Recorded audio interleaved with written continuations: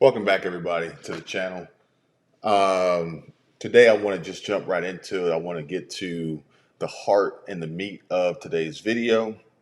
And today's video is primarily focused on food shortages. As we see, I'm going to show you a clip that you may have already seen already from Fox Business. I think they put it up yesterday. And it is a major food brand manufacturer, and they're questioning him and asking him about the future of food shortages. And I want you to pay close attention to the questions that are asked and the answers that are provided. So let's go in. Inflation hitting a new 40-year high in the month of March. Americans especially getting hit hard at the grocery store. The price of items like dried beans, canned vegetables, flour, all up better than 10% from the same time just 1 year ago. Joining me right now is the president and CEO of Goya Foods, Bob Unanue. Bob, it's good to see you. Thanks very much for being here. Assess the situation. How do you see inflation today? Good to see you, Maria. We are on the precipice of a global food crisis. God created humanity. Humanity has created every way to destroy itself, from nuclear, biological, chemical. But now we've waged a war. We've weaponized food. In the Ukraine, between the Ukraine and Russia, they represent 50% of the world's production of fertilizer, 30% wheat, 20% corn, 2.5 million acres of sunflowers, other food and minerals. They also have sand for fracking, sand for glass.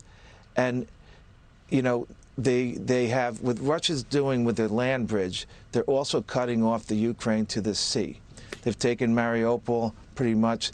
Odessa is left. If they cut off Odessa, then they basically landlock the Ukraine, and they can't export. They can't either plant.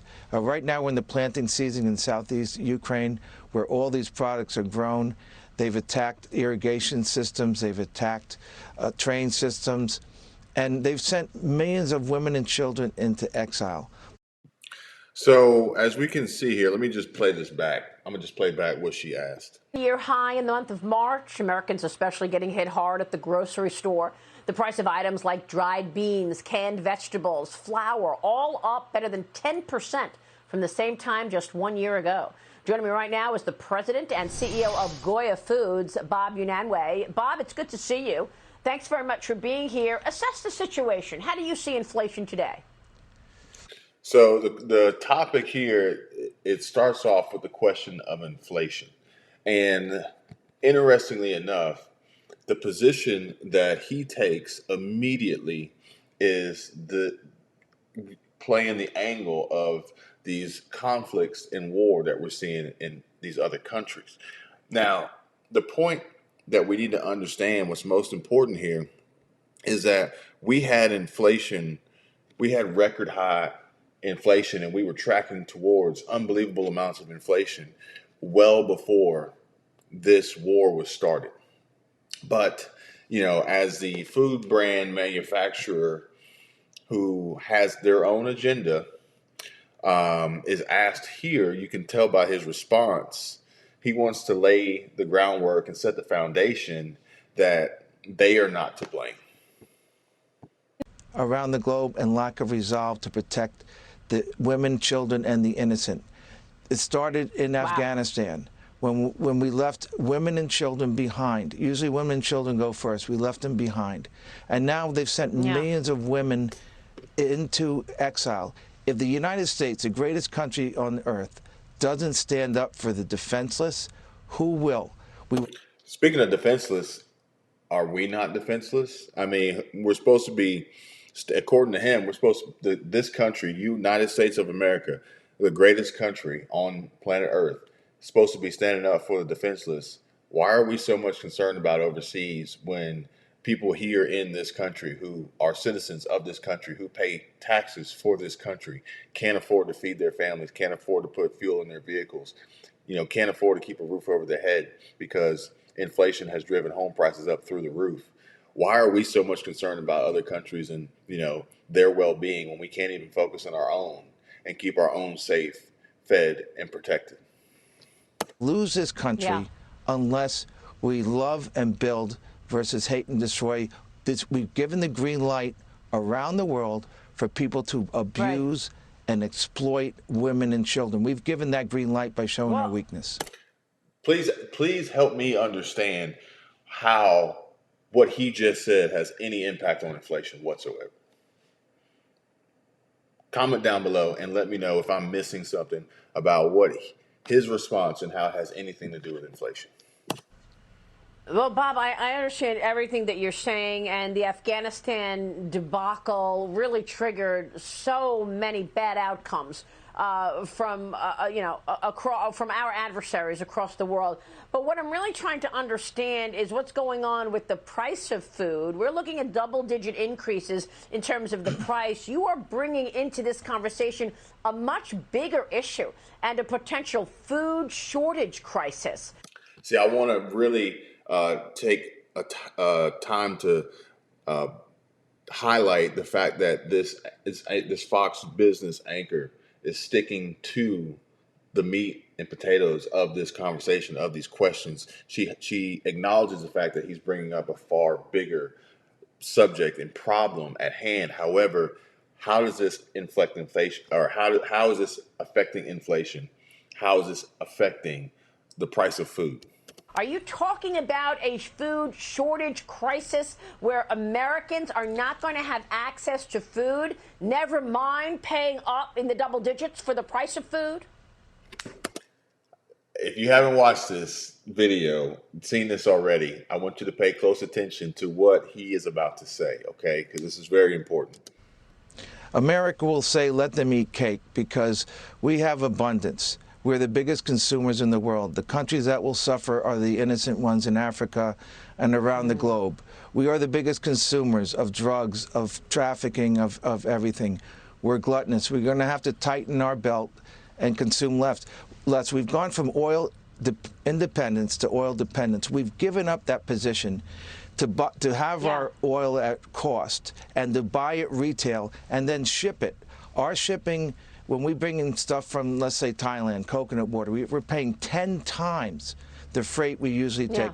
Now, we have oil in our land and in a pipe with zero transportation, zero ecological disasters, and we got to ship it in a boat and put the world in jeopardy if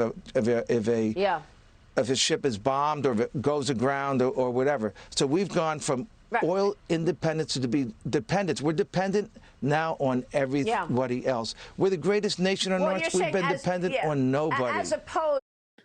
Where's the answer? I mean, how many different ways can you dance and skate around giving some form of answer here besides let them eat cake and we have to, consume less? That's still not answering the question. I mean, this man, he's the president and CEO of Goya Foods. He is in one of the best positions to answer the questions being asked of him about what we're to expect in the future in relation to food shortages and possibly massive price inflation and price increases through hyperinflation. But more so, are we going to be able to eat and survive? And he says, let him eat cake. Well, we've given that up. We've given that up. Yeah, as opposed to having the product in a pipeline under the sea. I understand the analogy and the comparison that you're making. Bob, let me get your take on this, because I get what you're saying. But the cost of that, very, very frightening notion. Very frightening notion. But she is about to drive this point home again and ask the question again that he is refusing to answer. The cost. What are you seeing in terms of the cost? And do you think that things are going to get worse? So you're sitting there at Goya. You have a front row seat. Do you think these prices go even higher later on this year? Let's start there. Is he going to answer it? Let's find out. The biggest component in food and anything is transportation. The transportation has skyrocketed because we've given up our independence. But when you have an unbalance in the food production, in 2008, the price of grains tripled. Why? Because we were planting corn for ethanol instead of rice and grains and other things. You know, the amount of sugar in That's a great corn point. to produce ethanol, it takes 3 gallons of fuel to make 5 gallons of ethanol. Whereas if you're not using sugar cane, which is much more higher sugar content. So, you know, but when you have an imbalance in the world production, 50% of fertilizer, that's the farmers are paying double for fertilizer. They're planting less. The yields are going to be less. Their costs are going to go up. You know, with 30% of the world's wheat production, if that goes unplanted in the Ukraine and corn and other things, that we know our world is very it's a very tight balance. And if we interrupt the food production, we will have a food crisis. Prices will go through the roof. We can afford it as a rich country. We're so abundant. But other countries, unfortunately, will not. And we will be the last ones affected. But like Marie Antoinette said, let them eat cake. So as he's saying here, you can see he finally does provide some form of answer, and the answer is the increased cost of production and transportation is going to directly affect the price of food on the shelves. It doesn't seem like we'll necessarily see any form of shortages, even though there are going to be some cutbacks overseas in these other countries' productions and what we will receive from them. But ultimately, the rising cost of fuel, the increased price of fertilizer, just the overall cost of doing business as a farmer is going to drive up the prices. He's saying, as a country, we can't afford it. There's no doubt about it. As a country, we can't afford it. But as people, as individuals, as consumers, you and I, on a daily, day-to-day basis, not all of us will be able to afford it. The country will be able to afford it. The businesses and corporations, Walmart, Publix, Sprouts, Whole Foods, Kroger, Winn-Dixie, wherever you shop, whoever, they're all going to be able to put these items on the shelves and mark them up, make their profits, and those who can will do, and those who can't will starve. Wow. Ryan, jump in. Curious. I mean, we hear about reshoring, Bob, of manufacturing and bringing everything back to the U.S., which doesn't really seem to be happening. Can you do the same thing with our imports of agriculture? I mean, can we reshore a lot of that so we're not dependent on the world and we're not in a situation like we are today with the whole Russian-Ukrainian war? I'm sorry, I didn't quite get the question. I'm sorry. Well, can we start to bring some of those imports back to the U.S., where we actually do more planting here and we're not dependent on the rest of the world for our agriculture needs? Well, the U.S. is the largest, one of the largest producers of food, but we're also the largest consumers. But if you interrupt the production of fertilizers and other crops around the world, it's going to disrupt that. So, you know, we need to. The problem is we've outsourced a lot of, besides food, a lot of other things, and that's driven up the cost of things, from drugs into China and chips. Yeah. I was hearing this morning about Ford. You need 3,000 chips in a car to make the new Ford 150. And we're not making chips. That's we're right. depending on others. We're depending on others for food. We have the food. Well, we will look, be. we've been talking, it's not as big an issue here. Yeah, well, we've been talking about this reliance now for several years. I do not understand why we're not seeing more progress. I mean, why we are reliant on the CCP, America's #1 adversary, for our prescription drugs is just mind-boggling. 70% of the underlying components of our prescription drugs are made in China. Yeah, all this policy and red tape and bureaucracy needs to come to an end, because we're talking about people's livelihood here, and we have the ability to not depend on others, yet we still do, and we allow them to control us and the prices.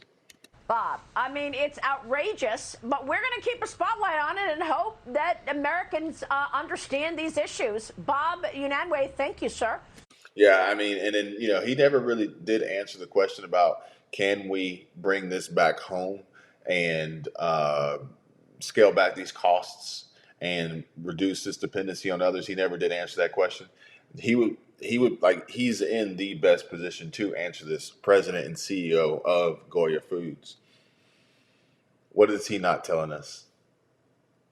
Anyway, Hope you guys found this video to be helpful and interesting. And the good news is we're not going to run out of food, so to speak. But the bad news is that it's probably going to price is going to go through the roof, and we're not going to be able to afford it. So I don't know what's worse: not having it and needing it, or it being there and you can't afford to buy it and consume it and eat it. So let me know what you guys think in the comments, and I'll be continuously working to bring you more and more information that I think is going to be helpful in your day-to-day lives, so that everyone can do their best to prepare, because everyone must prepare.